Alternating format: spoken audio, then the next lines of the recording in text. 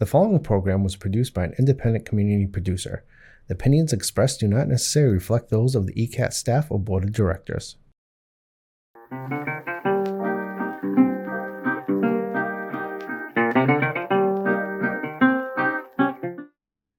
Good afternoon and welcome back once again to our Service Matters show.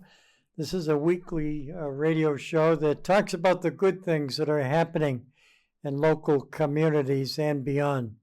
We also like to talk about the good things that people do, like our guest that joins us today, how important that is to give back to the community. And our topic of discussion today is going to be about that important word called community. I'm Dave Clifton, happy to host the show. You're listening to AM 630, or you can hear us on FM 99.7. We are WPRO, the voice of Southern New England, and a special thank you to our sponsor, the Navigant Credit Union. Their motto is people helping people. They have 24 branches scattered throughout the Ocean State, and they certainly do a tremendous amount of community service, and that's a priority to our sponsor. We've been doing this show for 15 years, and they've been with us at least 10 or 11 of those years, and we are forever grateful to them because they're interested in hearing about good things, and that's what this show is all about. Let's meet our guest for today. His name is Brian Hoffman, and Brian is a longtime resident in southeastern Massachusetts. He has been active over the years, and one of the questions I would like to ask you, Brian, is tell us a little bit about yourself. Well, thank you, Dave, and thank you for having me, and good afternoon, everybody. Before we do that, you just mentioned Navigant and their motto is people helping people. I don't think that there's a better way to say community than the way they say it. People helping people, and that's what it's all about. I'm glad to be with you. We'll give you the abbreviated version. I am the second oldest of 9 kids, 8 boys and 1 girl. I'm a military veteran, spent 10 years in the Navy as a Navy medic with the Navy and the Marine Corps. We salute you. Thank you, sir. And every time I talk to other veterans and tell them, no, I really wasn't a Marine, I was a Navy medic attached to the Marines, they'll say, Doc, you're a Marine. You're always going to be one. And I think that's their credo, and I respect that a lot. My wife and I moved here after I got out of the service, went to Stonehill College on the GI Bill, and literally finished a 4-year degree in 4 years. Nights, weekends, summers, you name it. We have 3 wonderful grown daughters. 2 of them, unfortunately, live in California, so we don't see them as often as we'd like to. The third one lives right here in southeastern New England in Norton, Massachusetts. I'm semi-retired. I spent the majority of my career in retained search and talent acquisition, but I'm fortunate enough to still be doing a few things to keep me lively and out of trouble. I work as a director of business development for a small marketing and promotion firm. And you're right, Dave, I've been involved in community service and community efforts pretty much my entire life. My dad set that example. He was involved in the Lions for years and years, both in Connecticut, where I grew up, and in Massachusetts. He was also a town councilman. He was also very, very active in community theater. I think that's where I got a little bit of that bug, because one of my sidelines over the years has been doing radio with the likes of WROR, WBZ, and some television work too. But as my middle daughter likes to tell me, you have a great face for radio, Dad. Stay away from the camera. Well, that's why I have you here today. I appreciate it. But the meaning of community and the importance of community is something that, again, I learned within my family, from my family, and I think I've tried to set that as an example for my kids and the grandkids as they come along. They're a little bit young to get that sense now, but I'm sure they will. As you know, I've worked in a community for 40 years, and my office was in a community center, and I got to meet people of all ages and to program for them. And it was just absolutely terrific to be able to feel that sense of community. And if someone were to ask me, how would you define community? I basically would say it's a group that may be located in a geographic area that have something in common and will do the best they can to do good things. And I think that that's what this show is all about. Brian, we like to talk about the good things. There's enough crazy things going on around the world. So as my sponsor said, this is a great show to talk about good things. Yeah. And we're happy to be part of it. But Brian, there's all different types of community. And when I think about community and groups that I've been working with over the years, there could be a neighborhood community. There could be a religious community. There certainly is a military community. And of course, the people that work in sports and athletics, that's a separate community. And how about all the people that love the arts? There's lots of people that rather than do track and field, they would be interested in the artistic part of life. So I think community is so important, and I see it in the community I live in right now. And it's an opportunity for communities to come together periodically and to celebrate a little bit about the history of the town or city. Mm-hmm. Your reaction, Brian? I think you're absolutely right. I often think of the word community as an incredible array of Venn diagrams. And I think our listeners will know what I'm talking about when you have circles that cross over each other. So a certain portion of a circle overlaps another portion of a circle. So if you have people who are in a faith community, they're probably also in an educational community, in a town service community, in a sports community. They all interface with each other. And that thread that runs through that entire fabric is the individual, their soul, their heart, what they want to put into being a human being on this planet, and how they want to both interact with and give back to those communities, I think is what makes a community, a town, a city, a state, a country. I think that you can't separate them from one or the other. They're intertwined. And so I think when you talk about people doing good, they almost always aren't doing good for themselves. They're doing it for someone else. And whoever that someone else is probably impacting another number of someone else's. So community to me is this kind of gestalt thing where it's way bigger than the sum of the parts. Somebody did ask me, Brian, what does your last name stand for? And I didn't say Clifton, I said community. How important that is. How important it is to bring families and community together. And I think of families that can enjoy their community, staying in town, participating in activities. The family can take advantage of all the services that are available. Yep. It's just not about a fine education. It's all the other services that are available. You don't have to go far to enjoy your life and your family. And what does family mean to you?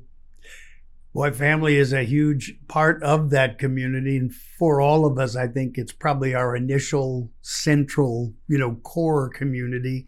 It's our parents and grandparents above us. It's our kids and grandkids below us. But it's all of those cousins and aunts and uncles and in-laws. Again, we go back and there's that meshing. There's that together in common efforts across all of those things. But for me, family's very important because it's a chance for us to imprint and teach and help our children or our grandchildren or our siblings, help them to perhaps learn something or appreciate something that we've been exposed to and perhaps they haven't, or to learn from them about things that they've experienced that we haven't been fortunate enough to kind of have in our wheelhouse. I think sports is a great analogous view because you usually have so many different backgrounds coming into a sport or into a team. Lots of diversity. Yeah, absolutely. And diversity. a team approach. Yeah. And the fact that everybody counts, but everybody counts together. And I think that's also a central theme of what community means. I have a favorite writer, Michael Connolly, who writes a series of novels about an LA cop.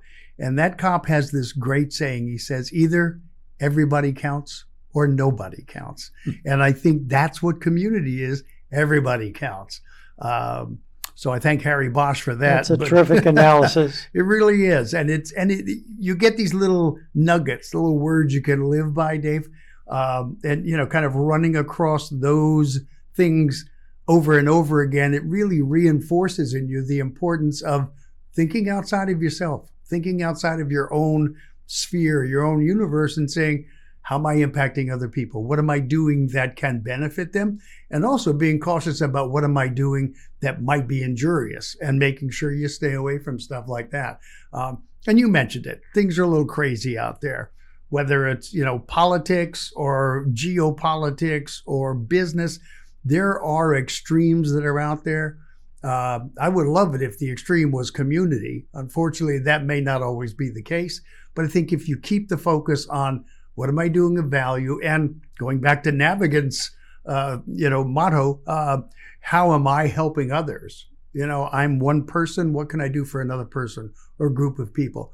And of course, that word service is an important part of this show. Yes, it is. And it's an important part of developing a sense of community. When I think of the Lions Club in many communities, their motto is "We serve." Yeah. Rotary's motto, which I've been very active with, their motto is service above self. And everybody is doing what they can to assist and help others. And that's what this show is all about. You spoke earlier about the large family you have. My wife has 12 sisters and 3 brothers. She's the oldest. So when I think of a sense of community, I see them all come together. The only difference between our family and maybe other families is that they all can't sit at the same table. Yeah, well, growing up, we didn't either. There was the big kids table, and the small kids table, and there was nothing better than when you graduated to the big kids table, because then you were in the dining room and not eating in the kitchen. But there was always one of us older ones kind of sitting in as the proctor for the young kids in the kitchen. So that responsibility was a rotational one. We didn't always have to do that. If you just joined us here on ECAT, and we'd like to give a shout out and thank you to Eastern Community Access Television for televising this radio show. We're at the studio back in Easton, Massachusetts, and we electronically send the show to the studio. And we'd also like to give a thank you to Brett Ferruccio back in Providence. And he's the executive producer of WPRO. And certainly Adam Carrero for his help and support as he sits here in the studio with Eastern colors, a bright orange. I'm Dave Clifton. My guest is Brian Hoffman. We're talking about the importance of community. And of course, you're listening to WPRO, the voice of Southern New England. Hurry back. In 2023, Easton is a tight-knit community of 25,000 people. But with the hustle and bustle of modern life, it's easy to forget our past. A time when Easton's population was 6,000. Everybody knew who everybody was. And there was respect. There was respect for everyone. When kids enjoyed great freedom and independence. Everybody was poor at today's standards. But we all were in the same boat, and we enjoyed life. So join me, Priscilla Almquist-Olsen, as I explore what makes Easton so very special with some of its lifetime residents. I think Easton has so much to offer And if you're living in a community, you have to know it. Watch Growing Up in Easton Tuesdays at 7 p.m. and Friday at 9 p.m. See you then.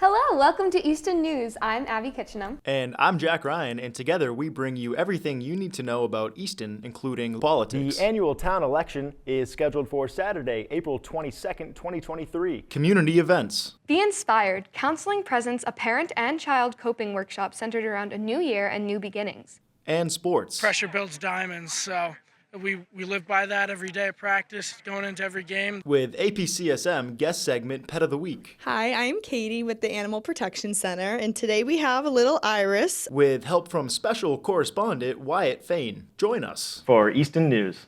Playing 6 o'clock Friday, Saturday, and Sundays. Welcome back to another segment of Service Matters. How important it is to talk about the good things that are happening in local communities and beyond. And of course, today we're capitalizing on the importance of the word community. And I say to all the folks out there that may be listening in towns and cities scattered throughout southern New England and beyond, and think about how you can give back to the community. Think about how you and your family can participate in a group and to develop a sense of community. Coming together, certainly to enjoy. I'd like to give a hats off to the Boston Celtics. There's another family in Boston that won their first game of a 7-game series. And right now they lead in the series 1-0. And of course, their next game will be Sunday. And they will be taking on, again, the Dallas Mavericks. And as I watch, you talk about a team effort. No matter who they bring off the bench, they seem to shine. Yep. And the crowd goes crazy. It's their Celtics. And Yep. I remember a long time ago, following the championship Celtics, the players, the Bill Russells, the Bill Sharmans, Havlicek, Kuzi. Heinsohn. It's just a number of them. I certainly don't want to forget Satch Sanders. Nope. Casey Jones, Sam Jones. Mm-hmm. And it's interesting how they certainly had the team concept back there. Yep. And it's happening here, and everybody's got smiles on their faces. Although Dallas is a good team. They are. I expect they're going to win a game. Yeah. But we hope that the Celtics can move forward.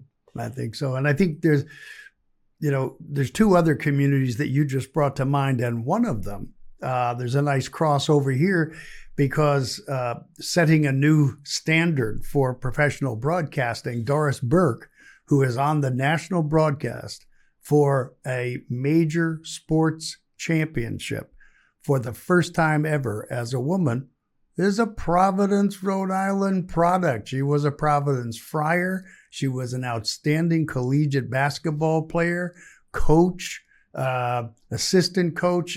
She's been very involved in team sports, very involved in her community. And, the other community I was just thinking about when we were taking a break, Dave, is our listeners.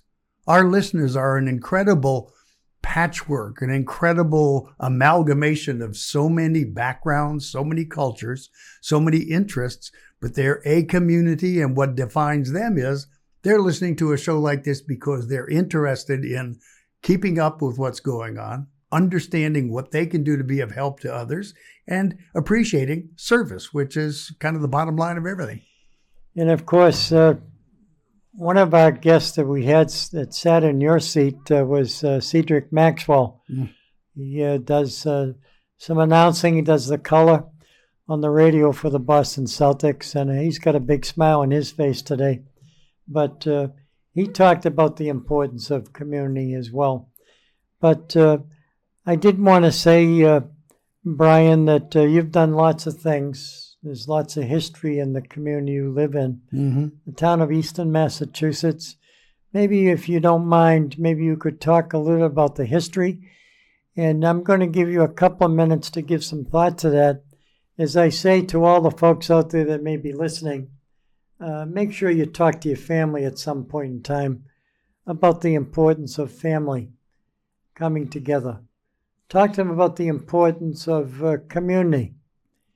And I think of lots of folks in town grow up and they want to give back to the community, and they end up getting on town and city committees and boards to try to do what they can to help the community out. Yeah. Go ahead, Brian. I think it's very true. I'll go back a little ways, and I don't want to make too much of a deal of it, but when I came back from my first tour in Vietnam, I was then stationed at the Naval Regional Medical Center and at the Naval Medical Schools in San Diego. I was a single guy, I had no kids. This was 1966, 67. And my boss at the medical corps school was a guy named Commander Jim Herron. He called me in the office one day and he said, "You're a baseball guy, right?" And I was. I had been a baseball player, in Little League and school, and then I had played on a Navy team for Com 11. And I said, "Yeah." And he said, "We need coaches for Little League." And I said, "Commander, I don't even have kids." And he said, "Yeah, but we've got so many Marines and sailors who are deployed, who are in Vietnam, and there's not enough parents to coach, and we need somebody." And I said, "Okay, sign me up." So the next 3 years, while I was teaching at that school, I was coaching Little League. And several years back, I got to go to Cooperstown to the induction of one of my Little League players that I had had as a 9 and 10-year-old. And you talk about community. There I was at Cooperstown. I had never been there before. The lawn literally was covered with about 20,000 people sitting on lawn chairs and blankets, watching 5 guys, including the young man that I had coached, Alan Tramble, who was a all-star shortstop for the Detroit Tigers, World Series MVP, etc., and one of the nicest kids I ever coached, one of the nicest men I've ever known. But you talk about community. There was a community of, I literally probably saw every jersey of every baseball team in America stretched across that lawn. Their common denominator was they were all baseball fans, and so that kind of sprung out of, my boss saying, "Hey, you want to do something other than what you do for work? Go help the community." It's interesting. A number of years ago, I had the honor and privilege of coaching at St. Mary's High School in Lynn, Massachusetts. Mm-hmm. One of my players was Tony Canigliaro. Oh, Tony C., the late Tony. C., yeah. And, of course, I had his brother as a freshman. Billy, yeah. And Billy, of course, they were outstanding athletes. Both made it to the Red Sox. And I remember being at the first home game of the Red Sox, sitting out in left field. And Tony C. hit a home run off the left field wall. And I asked him, "Were you trying to hit me?" He went over the fence. Isn't it amazing? Your first time at bat? Yeah. The home game of the Boston Red Sox. But right. It's interesting how sometimes you never know where you're going to be. Mm-hmm. You certainly don't know that they may turn out to be a professional. Yep. And that's not what's important, though, Dave. It really isn't. What's important is you share with them what you know. And I taught in the evening division at Stonehill College for about 13 years. And one of the things I used to say is I learned as much from my students as I maybe shared with them, because they were all working professionals in human resources, wanted to get ahead. So, I mean, it's and a two-way I learned street. something different every year that I coached. Yep. And the young people, of course, certainly added to that. We're going to take another short break as we listen to these important messages. Hurry back. Good evening and welcome to another edition of For the Love of Words. After a 3-year hiatus, join me, John Holgerson, and Priscilla Almquist Olson, as we interview poets and musicians. Could you give the audience a little summary of your background as a child? When I turned 7 or so, we were car bombed. That stuck out. And have them share their love of words. Sometimes I wonder, do you ever think of me? A thin broth of moonlight caught in the trees spreads across the garden brush, so one side of every stick shimmers while the other sides melt into one another, a mass grave of cherry, pear, and pine. For the Love of Words at 7 p.m. on Thursdays.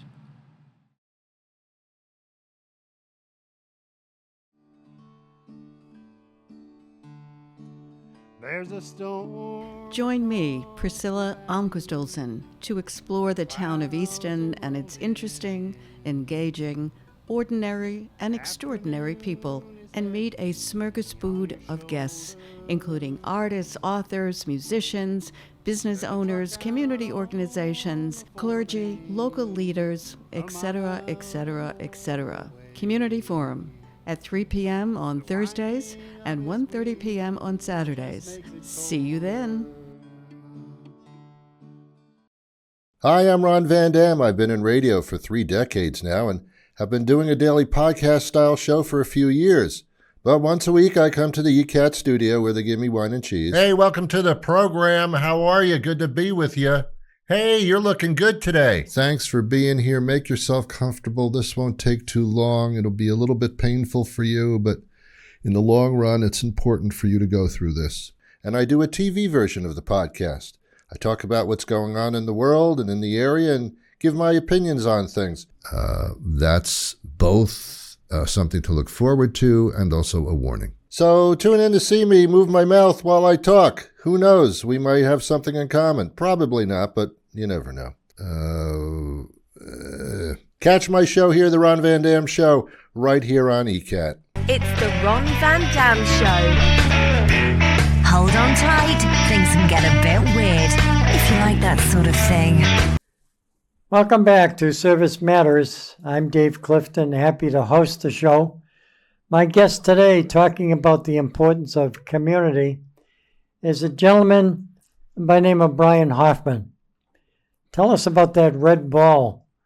I heard that name quite often. We're talking about curveballs, but Red Ball is where you were employed. Yeah, I'm still with Red Ball. I'm enjoying it a great deal. And there's another example of community because it crosses over so many planes, if you will. So Red Ball is a promotional products company. We help small and medium and large companies give some bounce to their brand, is how we put it. We help them to expand and enhance their brand awareness. And again, going right back to this stream of conversation about service, one of the things that our founder, Joe Emerson, decided to do this past year was to literally bring another line into the business, and it's called Red Ball Cares. And Red Ball Cares will do the same thing for nonprofits, providing different pricing, working with manufacturers and distributors who understand when we come to you out of Red Ball Cares, we're coming to you for nonprofits. And our tagline, if you will, is we want them to spend their money on their mission, not magnets. So we're going to give them special pricing. Manufacturers and distributors will give them special pricing so that they compete and don't have to spend as much of their money for business things and therefore have more money to put into their purpose or their mission. So there's no doubt in my mind that Red Ball not only cares, but it shares. And you is a perfect example, Brian. And certainly you've always been in the helping people business, and we appreciate some of the kinds of things that you do. Yep. I'd like to give another salute to the Navigant Credit Union. I think I mentioned that their motto is people helping people. and they have 24 branches. So if you're interested in a loan, maybe you'd like to go on a vacation, maybe you'd like to buy a new car, certainly drop into the Navigant Credit Union. They have 24 branches. Tell them that Dave sent you, and send the bill to Brian. That's right. Yeah, I'll be glad to take it and pass it on to you, Dave. So I wanted to spend a few minutes and talk about something that both you and I are involved in, and it's a town-wide celebration. It certainly shows the importance and the sense of community, bringing people together to help plan and prepare for a giant celebration in 2025. The town of Easton will be celebrating its 300th anniversary. Can you imagine that, Brian? Yeah. 1725 to 2025. A lot of things have happened over the years. There's lots of history in the town of Easton. Let's talk for a minute about some of those buildings that I saw in the town of Easton. It's truly amazing, starting with certainly the major hall. Oaks Ames Memorial. Yeah, it's an incredible. So the architect who built Oaks Ames Memorial and the Ames Free Library and several other buildings in town, H.H. Richardson, well known for his architecture around the world. He designed and built the State House in Albany, New York, churches in Europe. There's some incredible examples of his architecture around, but as time has gone on, a lot of them have eroded and disappeared. I think there are something like 40 or so, 41, 42 of his buildings still in existence around the world, and 7 of them are here in Easton. So that's an amazing number when you think of it. But you're right, the celebration of the 300th anniversary, again, this is another great example of community. You, as the chair of the committee, and the members of the committee, the voting members of the committee that were appointed by the select board, are an incredible group of people who give and then give some more and do things for the community. And they're talented in so many different areas. And I think it's very appropriate that we talk about Easton's 300th anniversary, because we're doing this show in the town of Easton at the TV studio. They call them ECAT, Easton Community Access Television, and we appreciate the partnership to make sure that we talk about things on the air. We're going to come back to the anniversary celebration. I just wanted to give a little pat in the back to some of the broadcasters over at WPRO. If you do listen, folks, Gene Felicenti is on the air from 6 a.m. to 9 a.m. Tara Granahan has the 9 to 12 noon shift. I'd also like to congratulate Matt Allen, who's on from noon to 3 p.m. on WPRO. And of course, Dan York, lots of people know about him. He's on the air from 3 to 6 p.m. But remember, don't forget, every Saturday from 5 to 6 p.m., we're talking about the importance of service matters. From your perspective, Brian, knowing about the celebration, although you're not on the planning committee, you have been a guy who's willing to do a TV show once a month. And that TV show promotes the celebration. We've had lots of guests, and I thought that it's been terrific. Your background with WBZ, tell us about it. What did you actually do there? Well, it's interesting. That was a part-time thing. You swept the floors. Okay. Yes, I did. Yeah, emptied the buckets, the trash buckets and stuff, rewired some of the consoles. No, I was fortunate enough to, for years, I have done commercial work, doing voiceovers for radio, television, the internet. I've done a couple of things for films and computer games. I'm what in the trade they call a mature read. In other words, I sound like an older guy, so they're not going to have me out hyping the newest trend in shoes or jeans or whatever. But I was also fortunate years ago to get partnered up with one of the nicest guys in broadcasting, excuse me, Jordan Rich. And Jordan did the overnight show on WBZ for years and years and years. And I was fortunate enough. It was terrific. Yeah, fortunate enough to co-host that show with him a number of times, and I actually produced a few of the shows. Did some work on WBZ TV in behalf of the Children's Hospital fundraiser that they used to do. And then again, going back, my first attempt, I suppose I should say, in terms of broadcast was when I was in the Navy as a Navy medical corpsman. I was selected to do the voiceovers for military medical training films. And these are real films back then. We're talking 16 millimeter and 32 millimeter films that went out to all of the naval bases and commands around the world to help sailors understand personal hygiene and the concerns. Back then it was called ABC, Atomic, Biological, and Chemical Warfare. So we did informational stuff on that through the Armed Forces Radio and Television Network. Did a few other things with them, but it's always been a sideline. I've always had a, quote, real job. If I could go back, start all over again, I would make broadcast my real job. A little too late to do that, but I enjoy getting involved with it. And part of the biggest enjoyment is the people you meet and the things you get to do. And the things you're exposed to, I wouldn't trade it for all the world.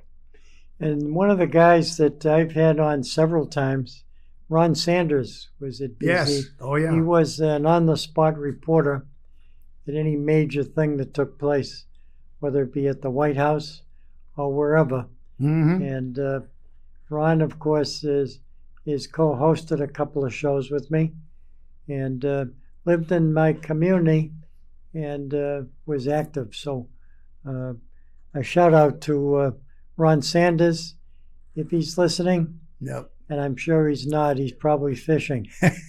Well, one of the most engaging and I think brilliant people I ever had a chance to partner with was Dr. David Brudnoy. And Bruds was an incredible mind. He was balanced. He was fair. He was intellectual at one moment, but in the next moment he was just down and right with everybody else in the population that was listening to him. He was a loss to broadcasting, and I think it was a loss to the human race too, but he was a great guy to know and to do some fun things with. Terrific. We're going to take another short break before we come back for the final segment of Service Matters. We'll be right back after these important messages.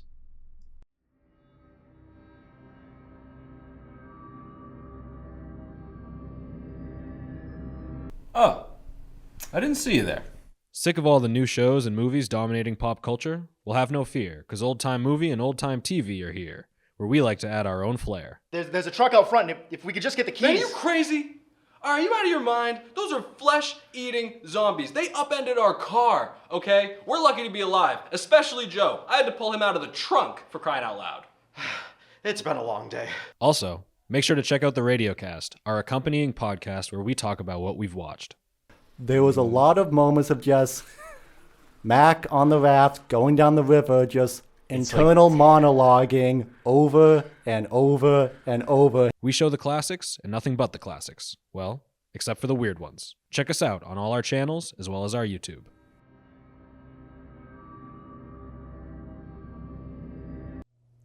Good evening and welcome to another edition of For the Love of Words. After a 3-year hiatus, join me, John Holgerson, and Priscilla Almquist Olsen, as we interview poets and musicians. Could you give the audience a little summary of your background as a child? When I turned 7 or so, we were car bombed. That stuck out. And have them share their love of words. Sometimes I wonder, do you ever think of me? A thin broth of moonlight caught in the trees spreads across the garden brush, so one side of every stick shimmers while the other sides melt into one another, a mass grave of cherry, pear, and pine. For the Love of Words at 7 p.m. on Thursdays. Welcome, ladies and gentlemen, boys and girls, residents of Easton, friends and neighbors. This is Bill Ames, co-host with Priscilla Almquist Olsen of the Film Connection. On ECAT now for over 20 years. We're very proud of that. And we like to interview guests from Easton who have been involved in the film business, actors, producers. We're very fortunate today to have a producer of a film.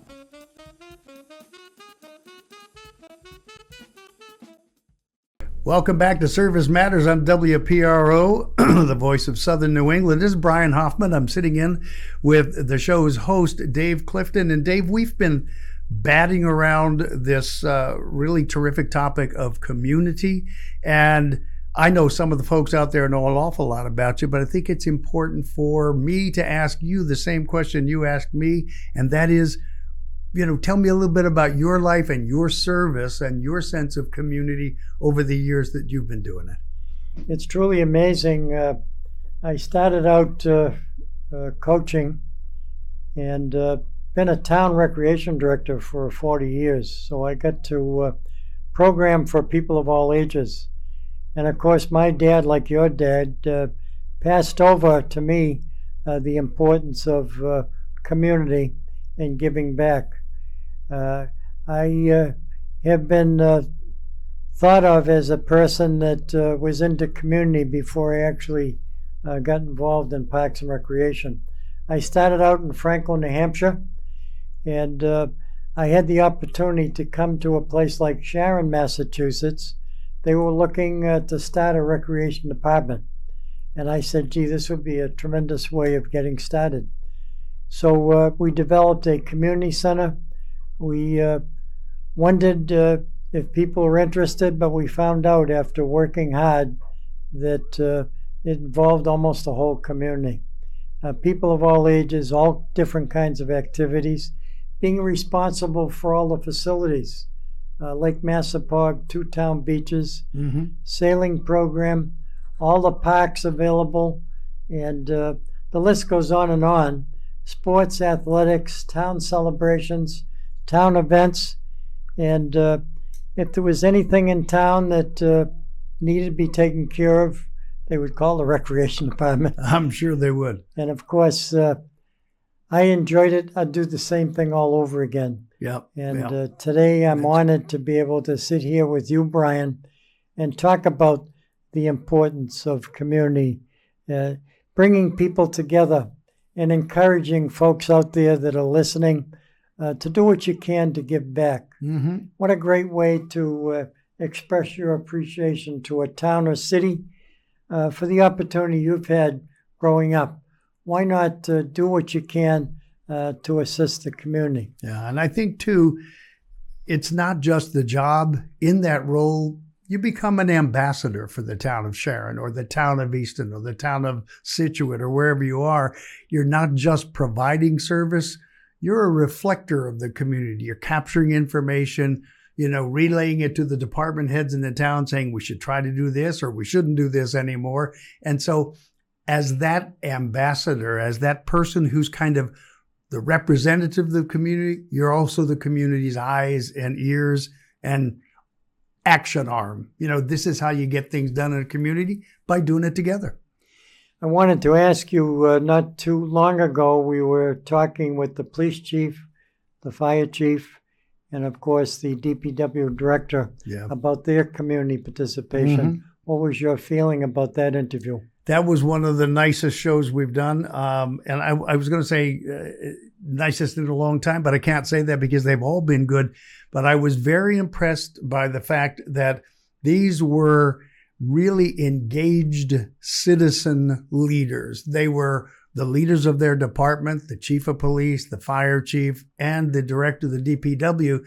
But they were also citizens. They were people who cared not just about their job and how they did it, but about the community and how what they did helped to keep the community safe, helped to keep the community engaged and able to deal with each other, and help the community to really understand what services are out there and how they, as citizens of the community, benefit from just being a part of a community that has that kind of vibrant structure. And it was a terrific show.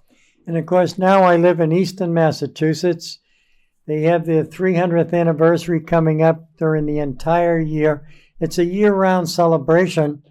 And of course, their theme is bringing families and community together. And that's what we've been talking about on this show.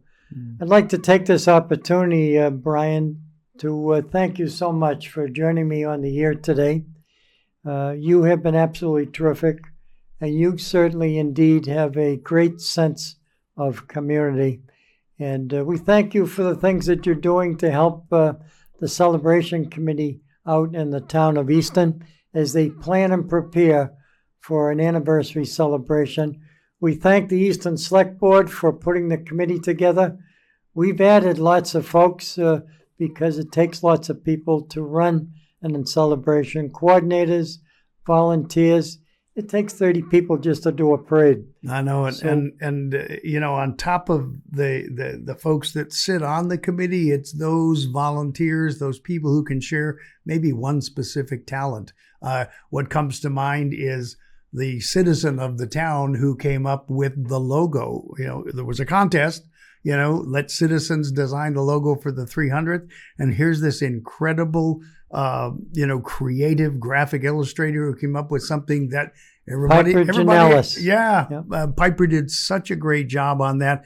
And she's also involved in the music program. She's involved in the sports program. So she's another active citizen, resident, community person. And it's just one more example of what you and I have been talking about all even afternoon. Dale Carrister. Sure. He's very involved in what the town is doing. Mm-hmm. He's such a positive guy. Yep. He says the right things and gains lots of support. I think so. And again, he, like so many people on the committee, is also an ambassador. You know, he's somebody who is putting the celebration and what it needs first, putting that out in front and making sure that what he does helps to achieve all of those goals. So it's been a pleasure to be associated with the committee and to help provide any information I can. But it's also a pleasure to see that kind of positive activism in the town. The final comment, Brian, before I sign off. No, thank you. I appreciate your kind words, and I'm honored to be in on the show with you. I've enjoyed working with you, and I'm going to continue to enjoy that. And again, thank you to Navigant for sponsoring this show and for bringing to broadcasting something that's important to everybody, and that's a sense of community. This show certainly has been a production of ECAT, Eastern Community Access Television, and of course WPRO, the voice of Southern New England. We say to each and every one of you out there, go forth to serve. Do it with a smile on your face. And if you're going to do something good to help someone out, certainly do it with the dignity that it deserves. Celtics, you got another one tomorrow on Sunday. Do the best you can to win that. Thank you for joining us.